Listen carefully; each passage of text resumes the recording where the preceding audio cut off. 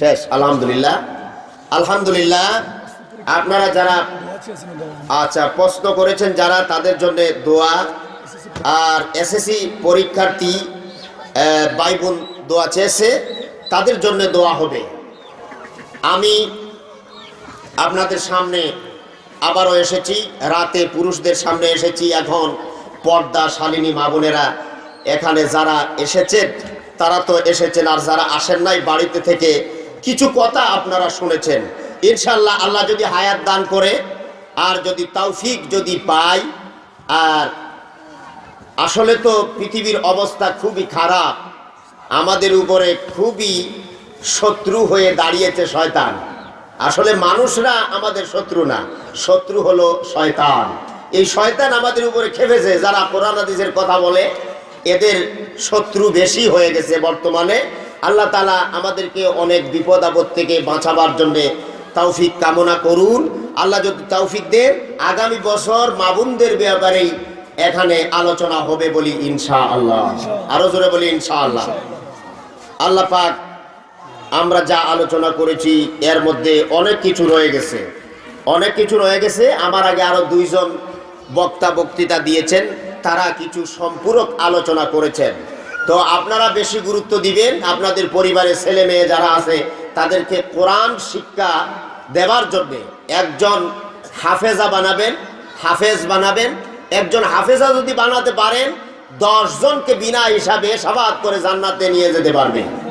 এরপরে হাফেজ বানানোর পরে আপনি যদি আপনার একটা সন্তানকে যদি আপনি আলেম বানাতে পারেন, আর ওই আলেম যদি কবিরা গুনাহ না করে, সগীরা গুনাহগুলি তো আল্লাহ তাআলা মাফ করে দেন বিভিন্নভাবে, কবিরা গুনাহ না করে এই রকম আলেম যদি হতে পারে, আল্লাহর সহি আলেম যদি হতে পারে, কোরআনের সহি দায়ী হতে পারে, আল্লাহর নবী বলেন 40 জনকে শাফাআত করে বিনা হিসাবে তার আত্মীয় থেকে জান্নাতে নিয়ে যেতে পারবে। এভাবে করে আরেকটা হাদিসে এসেছে 70 জনেরও বেশি নিতে পারবে। এভাবে করে আমরা একটু চিন্তা করব, আমাদের সন্তানগুলিকে হাফেজ বানাবো, আলেম বানাবো, মেয়েগুলিকে হাফেজা বানাবো, আলেমা বানাবো। যদি এরকম আপনারা পরিবেশ তৈরি করেন, তাহলে এই সমাজ 5 বছরের ভিতরে পরিবর্তন হওয়ার কথা। আল্লাহ তাআলা যাতে আমাদের সকলকে এই কথাগুলি বুঝার তৌফিক দিন। আর প্রশ্ন যারা করেছেন তাদেরকে অনেক অনেক ধন্যবাদ।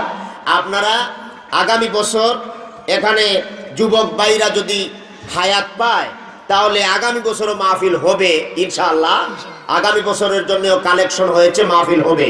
তো আপনারা একজন মহিলাকে আমি আপনাদের ছোট ভাই হিসাবে, কারো ছেলে হিসাবে, কারো বন্ধু হিসাবে, আমি আপনাদের দ্বীনি ভাই হিসাবে বলছি যে আপনারা একজন আরো 2 জন সাথে নিয়ে মোট 3 জন করে মহিলা প্যান্ডেলে এসে ঢোকার চেষ্টা করবেন। আপনাদেরকে আল্লাহ যাতে তৌফিক দান করুন, আমরা বলি আমিন।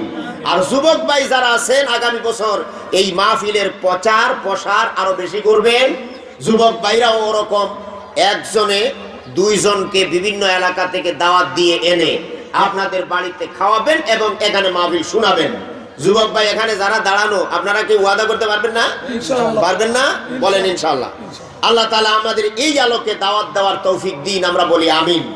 আর আমরা যা বললাম, অনেক কষ্ট দিয়েছি, রাতে অনেক কঠিন কঠিন কথা বলেছি, আপনারা আমার উপরে বেজার হবেন না। আল কোরআন একটি সবচেয়ে সর্বোচ্চ মানের একটি কিতাব, মহান আল্লাহর কিতাব। আর মহান আল্লাহর কিতাবের আইনগুলি অতি শক্ত করে আল্লাহ তাআলা অর্ডার দিয়েছেন, কিন্তু এই আইনের ভিতরে ঢুকলে পরে এটি সহজ হয়ে যায়। আল্লাহ তাআলা যাতে আমাদেরকে সকল আইনগুলি, কোরআনের আইন যা আছে, পর্দা একটা আইন, নামাজ একটা আইন, রোজা একটা আইন, হজ একটা আইন, যাকাত দেওয়া একটা আইন, এই যে মাহফিল আমরা করেছি, আসলে এটাও ফরজের কাছাকাছি পড়ে যায়। তলবুল ইলমে ফারিদাতুন আলা করলে মুসলিম প্রত্যেক মুমিন নরনারীর উপরে দ্বীনি জ্ঞান অর্জন করা ফরজ। এই যে মাহফিল করেছি, অনেক লোক আছে যে মাহফিল করে লাভ কি? আসলে দেখা যায় যদি ভালো করে মোতালা করা যায়, তাহলে দেখা যাবে যে মাহফিল করাটা ফরজে রূপান্তরিত হয়ে গেছে বর্তমানে। কারণ কোন জায়গায় কোরআনের তাফসীর হয় না, তাফসীর প্রশিক্ষণ হয় না। যেই মাদ্রাসায় আপনি ছাত্র দিলেন ওখানে সরকারি সিলেবাস, ওখানে যাও আছে 2-3টা সূরা এখানে পড়ানো হয়, সমস্ত কোরআন পড়ানো হয় না, তাহলে আপনার সন্তান শিখবে কি? এই জন্যে বাৎসরিক যে তাফসীর মাহফিল হয়, এই মাহফিলের মধ্যে কোরআনের আয়াত নিয়ে তাফসীর নিয়ে আলোচনা করা হয়। এখান থেকে অনেক হাদিস জানা যায়, কোরআন জানা যায়। আল্লাহ তাআলা আমাদের সকলকে তৌফিক দিন, আমরা বলি আমিন। ওয়া আখিরু দাওয়ানা আনিল হামদুলিল্লাহি রাব্বিল আলামিন ওয়া মা আলাইনা ইল্লাল বালাগ। আল্লাহুম্মা আমিন।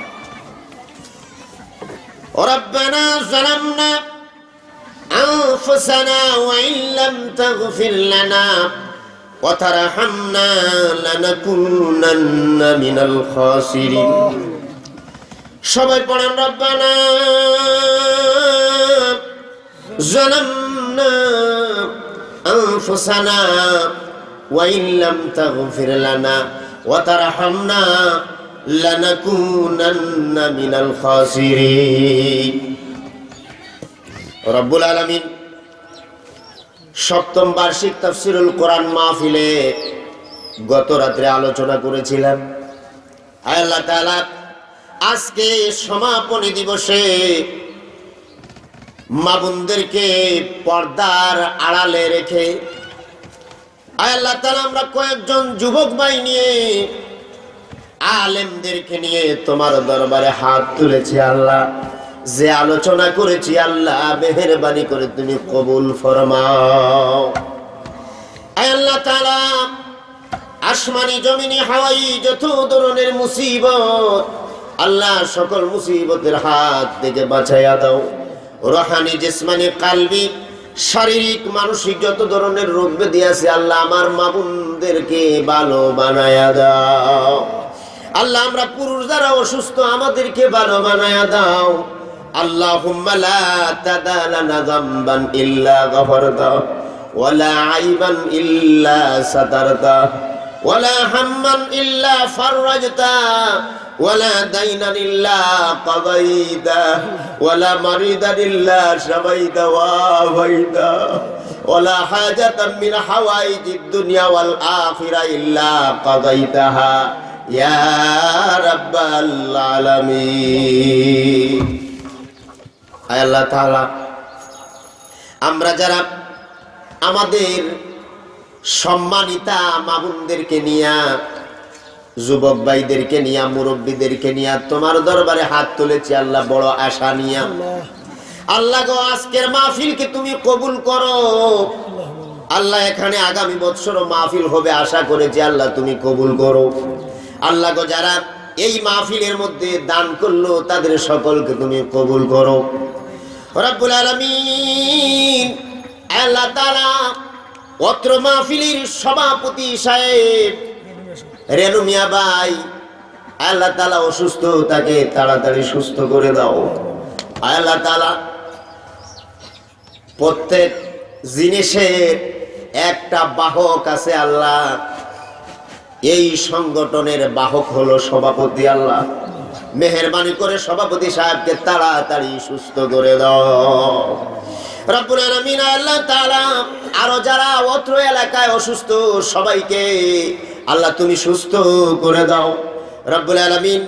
এসএসসি পরীক্ষার্থী ভাই বোনেরা দোয়া চেয়েছে আল্লাহ তাদেরকে এসএসসি পরীক্ষায় সফলতা লাভ করাইয়া দিও রব্বুল আলামিন। যারা পত্র মাহফিলে রাতেও দিল দিনেও দিল আল্লাহ গো, কারো টাকা আছে কারো টাকা নাই, অনেক কষ্ট করে মাহফিলে দান করেছে, কারো পকেটে টাকা নাই কিন্তু ওয়াদা করে ফেলেছে আল্লাহ গো। এমন এমন মানুষগুলিকে আল্লাহ তুমি ওয়াদা পূরণ করার তৌফিক দিয়া দাও রব্বুল আলামিন।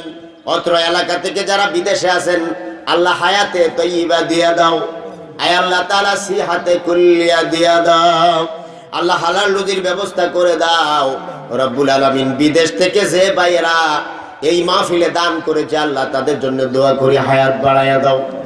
আয় আল্লাহ তাআলা অত্র মাহফিলে মা বাপের জন্য যারা ইন্তেকাল করে মাটির নিচে চলে গেল আল্লাহ, এমন এমন ছেলে আর মেয়ে টাকা দিয়ে পয়সা দিয়ে দোয়া চেয়েছে আল্লাহ, এমন মা বোনদেরকে যারা কবরে চলে গেল আল্লাহ কবরগুলি জান্নাতের টুকরা বানায়া দাও আয় আল্লাহ তাআলা এই এলাকার উপরে তোমার খাস রহমত নাজিল করে দাও রব্বুল আলামিন। এই মসজিদকে কবুল করো।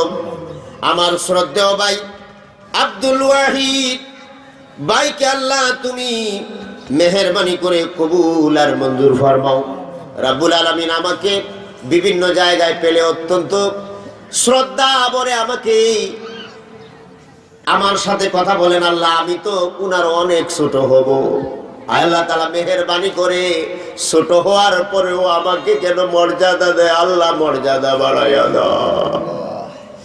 আয় আল্লাহ তাআলা মেহেরবানি করে অত্র মাহফিলে আরো আছেন রব্বুল আলামিন। আয় আল্লাহ তাআলা হযরত মাওলানা ফখরুদ্দিন পাঠান ভাই হায়াত বাড়িয়ে দাও। আয় আল্লাহ তাআলা ইলিয়াস ভাই হায়াত বাড়িয়ে দাও। ইলিয়াস ভাই সাথে যারা একত্রিত হয়ে মাহফিল করেছে প্রত্যেক যুবকের নাম জানি না, আল্লাহ গো সকল যুবকের হায়াত বাড়াইয়া দাও রব্বুল আলামিন।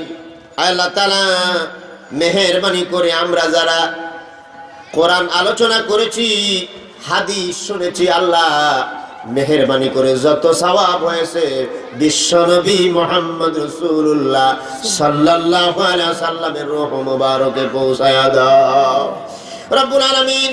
তুমি আমাদের উপরে খুশি হয়ে যাও আল্লাহ তাআলা, তোমার নবীকে আমাদের উপরে খুশি করায়া দাও আল্লাহ তাআলা। আমরা ইন্তেকাল করার পরে মাটির নিচে চলে গেলে পরে 3টা প্রশ্নের জবাব দিতে হবে, আল্লাহ মেহেরবানি করে প্রশ্নের জবাব সহজ করে দাও আল্লাহ তাআলা। সার্বিকভাবে তোমার কাছে কত কথা বলার ছিল আল্লাহ, বলতে পারছি না, অন্তরের খবর তুমি তো জানো আল্লাহ। মেহেরবানি করে আমাদের অন্তরের খবর তুমি জানো, কার অন্তরে কি আছে আল্লাহ তুমি দয়া করে সকলের নেক উদ্দেশ্য আল্লাহ তুমি পূরণ করে দাও আয় আল্লাহ তাআলা। মা বোনদেরকে নিয়ে তোমার দরবারে হাত তুলেছি, স্বামী স্ত্রীতে মোহব্বত পয়দা করে দাও, স্বামীর অধিকার আদায় করতে দাও আল্লাহ তাআলা।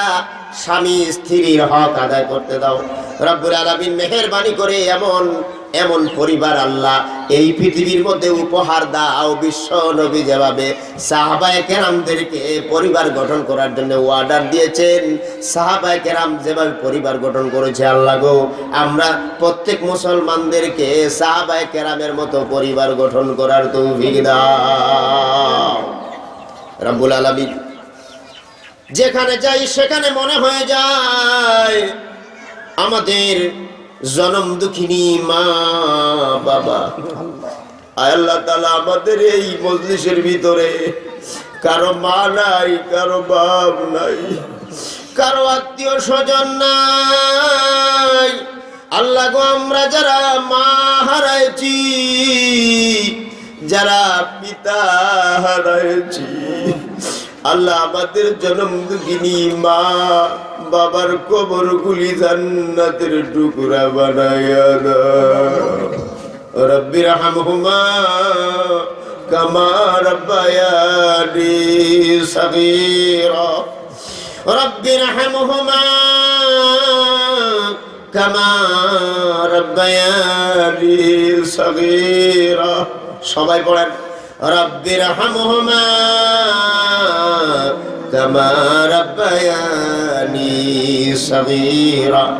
সুবহান রাব্বিকা রাব্বিল ইজ্জাতি আম্মা ইয়াসিফুন ওয়া সালামুন আলাল মুরসালিন ওয়ালহামদুলিল্লাহি রাব্বিল আলামিন। ওয়াজাল আখির কালামিন ইনদাল মাউত লা ইলাহা ইল্লাল্লাহু মুহাম্মাদুর রাসূলুল্লাহ। আসসালামু আলাইকুম ওয়া রাহমাতুল্লাহ।